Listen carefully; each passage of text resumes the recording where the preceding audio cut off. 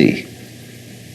Atoms, electrons, protons, mesons, all sorts of subnuclear particles. But you never arrive at the basic stuff, because there isn't any. What happens is this: stuff is a word for the world as it looks when our eyes are out of focus, fuzzy. Stuff, the idea of stuff is that it's undifferentiated, it's some kind of a goo. And when your eyes are not in sharp focus, everything looks fuzzy. When you get your eyes into focus, you see a form, you see a pattern. And so all that we can talk about is patterns. So the picture of the world in the most sophisticated physics of today is not formed stuff, potted clay, but pattern. A self-moving, self-designing pattern. In the course of time, in the evolution of Western thought, and we haven't yet, the ceramic image of the world ran into trouble and changed into what I call the fully automatic model or image of the world. In other words, Western science was based on the idea that there are laws of nature. And it got that idea from Judaism and Christianity and Islam. That, in other words, the potter, the maker of the world, in the beginning of things, laid down the laws. And the law of God, which is also the law of nature, is called the Logos. And in Christianity, the Logos is the second person of the Trinity, incarnate as Jesus Christ, who thereby is the perfect exemplar of the divine law.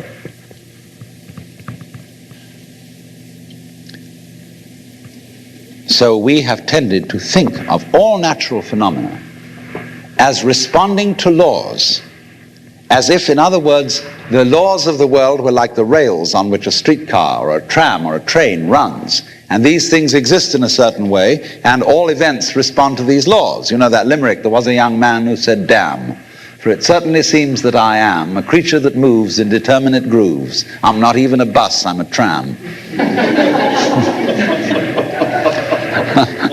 So here's this idea that there's a kind of a plan, and everything responds and obeys that plan. Well, in the 18th century, Western intellectuals began to suspect this idea. And what they suspected is whether there is a lawmaker, whether there is an architect of the universe. And they found out, or they reasoned, that you don't have to suppose that there is. Why?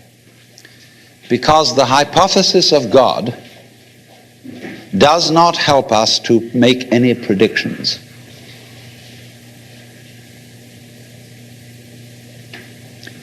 In other words, let's put it this way. If the business of science is to make predictions about what's going to happen, science is essentially prophecy.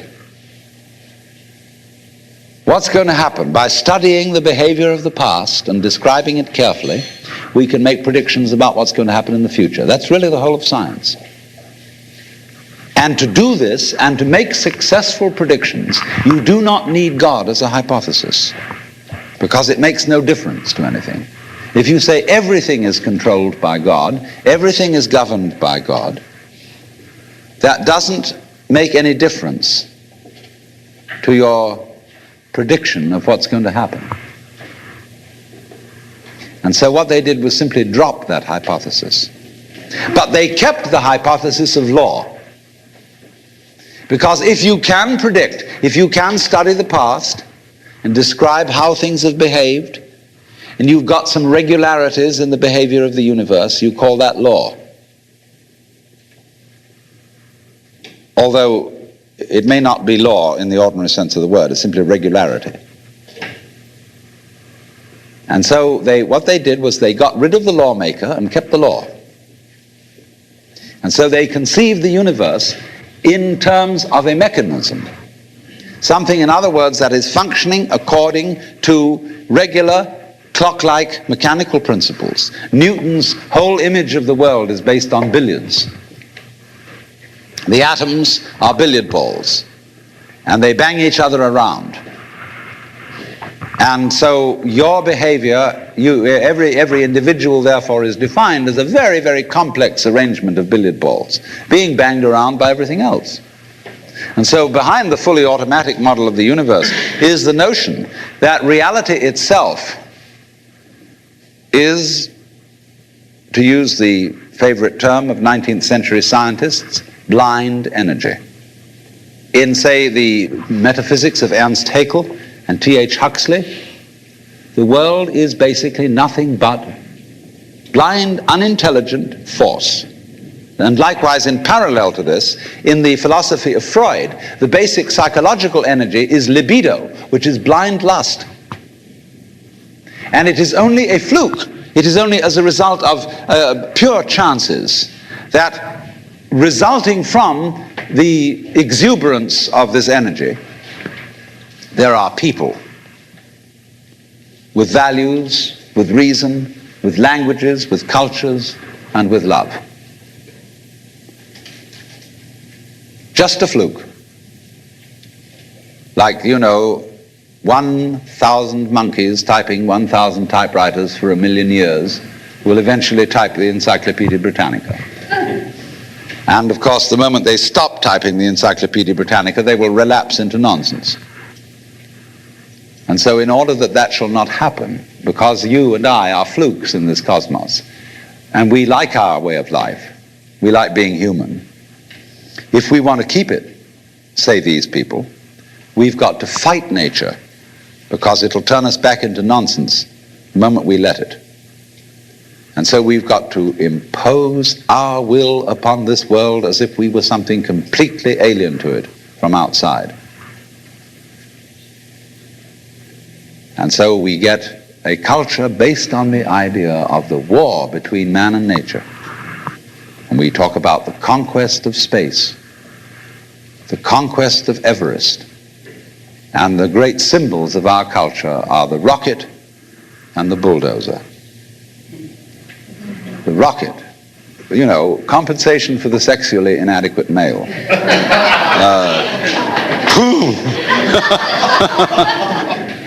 So we're going to conquer space. We're in space already, way out.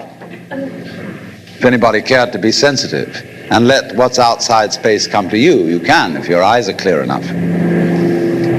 Aided by telescopes, aided by radio astronomy, aided by all the kind of sensitive instruments we can devise. We're as far out in space as we're ever going to get. But, sensitivity isn't the pitch. Especially in the WASP culture of the United States, we define manliness in terms of aggression. You see, because we're a little bit frightened as to whether we are really men. And so we put on this great show of being a tough guy. It's completely unnecessary. If you have what it takes, you don't need to put on that show. You don't need to beat nature into submission. Why be hostile to nature? Because after all, you are a symptom of nature. You, as a human being, you grow out of this physical universe in just exactly the same way that an apple grows off an apple tree. So let's say the tree which grows apples is a tree which apples, using apple as a verb. And a world in which human beings arrive is a world that peoples. And so the existence of people is symptomatic of the kind of universe we live in. Just as spots on somebody's skin are symptomatic of chickenpox. But we have been brought up by reason of our two great myths, the ceramic and the fully automatic, not to feel that we belong in the world. So our popular speech reflects it. We say, I came into this world. You didn't. You came out of it. We say face facts. We talk about encounters with reality, as if it was a head-on meeting of completely alien agencies, and the average person has the sensation that he is a somewhat that exists inside a bag of skin, a center of consciousness which looks out at this thing, and what the hell's it going to do to me?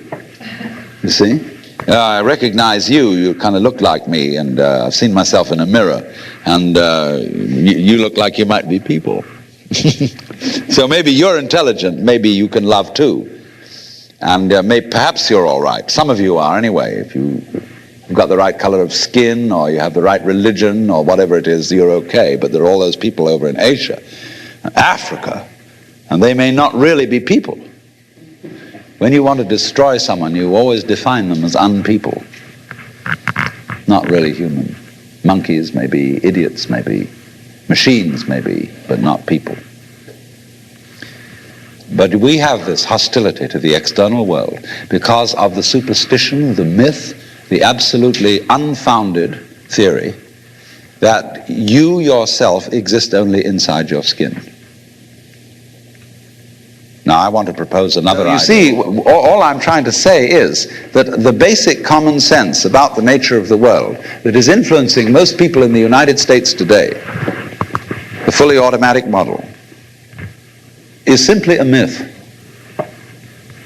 If you want to say that the idea of God the Father with his white beard on the golden throne is a myth, in the bad sense of the word myth, so is this other one. It's just as phony and has just as little to support it as being the true state of affairs. Why? And let's get this clear. If there is any such thing at all as intelligence and love and beauty, well, you found it in other people. In other words, it exists in us as human beings. And as I said, if it is there in us, it is symptomatic of the scheme of things. We are as symptomatic of the scheme of things as the apples are symptomatic of the apple tree or the rose of the rose bush.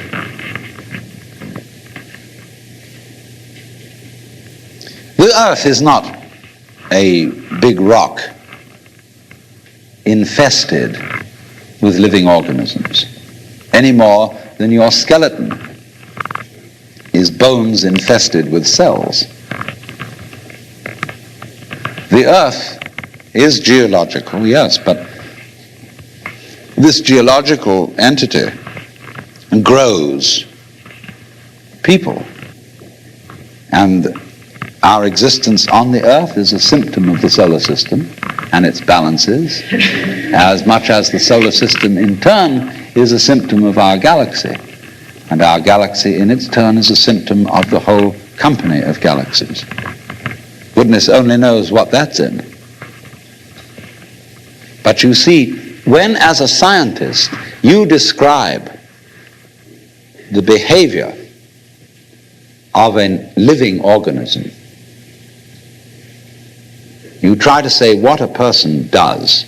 It's the only way in which you can describe what a person is. Describe what they do. Then you find out that in making this description, you cannot confine yourself to what happens inside the skin. In other words, you can't talk about a person walking unless you start describing the floor. Because when I walk, I don't just dangle my legs in empty space. I move in relationship to a room. And so in order to describe what I'm doing when I'm walking, I have to describe the room. I have to describe the territory. So in describing my talking at the moment, I can't describe this just as a thing in itself because I'm talking to you.